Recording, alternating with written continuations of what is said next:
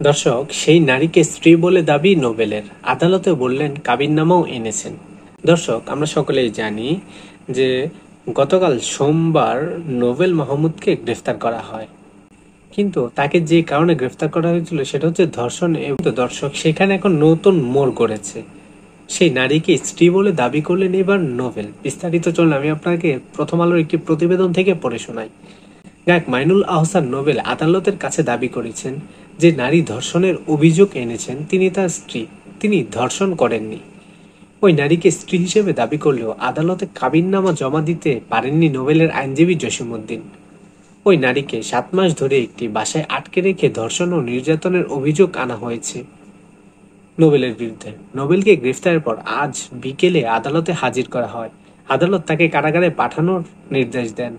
মামলা তদন্তকারী কর্মকর্তা ডেমরা থানার পরিদর্শক মোহাম্মদ মুরাদ হোসেন মঙ্গলবার রাতে প্রথম আলোকে বলেন, কণ্ঠশিল্পী নোবেল ওই নারীকে বিয়ে করেছেন, এমন কোনো কাগজপত্র আমাদের কাছে জমা দিতে পারেননি।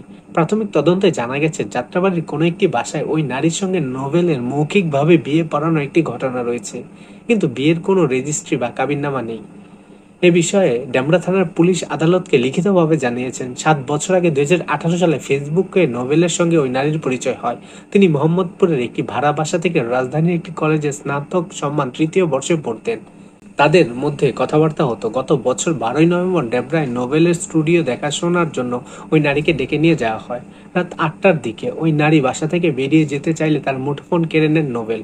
পরে মুঠোফোনটি ভেঙে ফেলেন। এরপর তাকে ধর্ষণ করে ওই ধর্ষণের সেই ভিডিও ধারণ করেন নোবেল।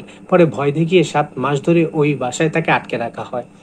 পুলিশ আদালতকে আরও জানায়, ওই নারীকে নির্যাতনের ভিডিও ভাইরাল হওয়ার পর নারীর বাবা মা ঢাকায় আসেন। পরে ওই নারীকে নোবেলের বাসা থেকে উদ্ধার করা হয়।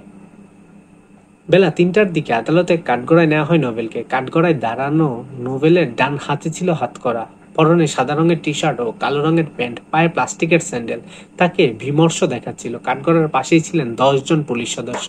বেলা 3টার পর কিছুক্ষণ পর এজলেস আসেন বিচারক। রাষ্ট্রপক্ষ থেকে একজন পুলিশ কর্মকর্তা মাইনুল হাসান নোবেলের নাম ধরে ডাকেন। তখন নোবেল হাঁটু উঁচু করে ওই পুলিশ কর্মকর্তাকে আদালতের উদ্দেশ্যে বলেন, মাননীয় আদালত, নোবেলের বিরুদ্ধে ধর্ষণ ও মারধরের অভিযোগের মামলা রয়েছে। তখন ঢাকা মহানগর দায়রা জজ আদালতের প্রধান প্রসিকিউটর ওমর ফারুকী আদালতকে বলেন, কণ্ঠশিল্পী নোবেলের বিরুদ্ধে একজন ভুক্তভোগী ধর্ষণের মামলা করেছেন।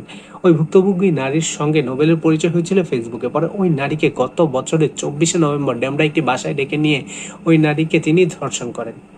দর্শক, এই ছিল বিস্তারিত। দেখুন, ভুক্তভোগী নারীকে ধর্ষণের অভিযোগ অস্বীকার করে নোবেলের আইনজীবী জসিমউদ্দিন তিনি আদালতকে বলেন, আমার মক্কেল নোবেল একজন জনপ্রিয় শিল্পী। আমার মক্কেলের বিরুদ্ধে যিনি মামলা করেছেন তিনি নোবেলের স্ত্রী, 4 মাস অন্তঃসত্ত্বাও তিনি। দর্শক, এই ঘটনায় এবার বিভিন্নভাবে মোড় ঘটছে।